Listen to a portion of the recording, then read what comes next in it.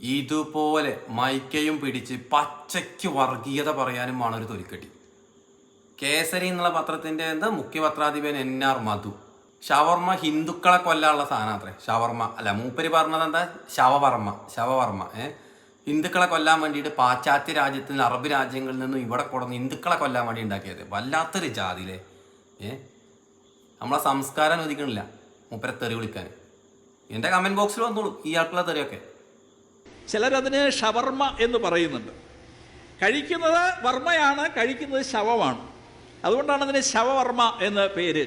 കേരളത്തിൽ ഷവർമ്മ കഴിച്ച് അനേകം പേര് മരിച്ചു. അതിലൊരു മുഹമ്മദ് ഇല്ല, അതിലൊരു ആയിഷ ഇല്ല, അതിലൊരു തോമസ് ഇല്ല, പക്ഷെ അതിൽ വർമ്മയുണ്ടായിരുന്നു. അതുകൊണ്ടായിരിക്കും ഒരുപക്ഷെ അത് ഷവർമ്മയായത്.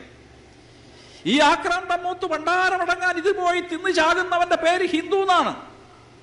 എടോ NR മധു, 3 നേരം താൻ വെട്ടി വിഴുങ്ങുന്ന സാധനം ഈ ഹിന്ദുക്കൾ മാത്രം ഉണ്ടാക്കണതല്ല, എല്ലാവരും കഷ്ടപ്പെട്ടൊക്കെ തന്നെയാണ് ഉണ്ടാക്കുന്നത്. ഒരു ഭക്ഷണത്തിൽ പോലും ഇങ്ങനെ വർഗീയത കാണുന്ന ചെകിട്ട് പൊട്ടിക്കണം. ഭക്ഷണത്തിൽ പോലും ഇങ്ങനെ വർഗീയത കാണുന്ന സാധനങ്ങളെ വല്ലാത്തൊരു ജാതി. ആഹാരം തൃപ്തി തോന്നണമെന്നുണ്ടെങ്കിൽ അറേബ്യൻ ഫുഡ് കഴിക്കണം.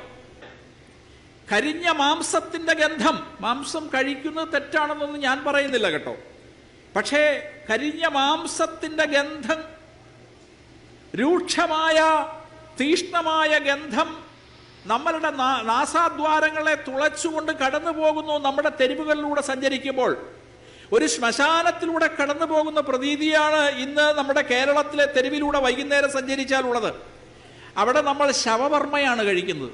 ചിലരതിന് ഷവർമ്മ എന്ന് പറയുന്നുണ്ട്. കഴിക്കുന്നത് വർമ്മയാണ്, കഴിക്കുന്നത് ശവമാണ്. അതുകൊണ്ടാണ് അതിന് ശവവർമ്മ എന്ന പേര്. കേരളത്തിൽ ഷവർമ്മ കഴിച്ച് അനേകം പേര് മരിച്ചു. അതിലൊരു മുഹമ്മദ് ഇല്ല, അതിലൊരു ആയിഷ ഇല്ല, അതിലൊരു തോമസ് ഇല്ല, പക്ഷെ അതിൽ വർമ്മയുണ്ടായിരുന്നു. അതുകൊണ്ടായിരിക്കും ഒരുപക്ഷെ അത് ഷവർമ്മയായത്.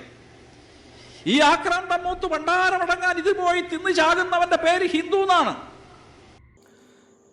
എൻ്റെ അഭിപ്രായത്തിൽ ഇതുപോലെ പച്ചയ്ക്ക് വർഗീയത പറഞ്ഞ ഇയാൾക്കെതിരൊക്കെ പോലീസ് സ്വമേധയാ കേസെടുക്കണം. ആരും കൊടുക്കാതെ തന്നെ എടുക്കണം. ഇങ്ങനെയൊന്നും പറയരുത്. ഒരാളിങ്ങനെയൊന്നും പറയാൻ പാടില്ല. എങ്ങനെയൊന്നും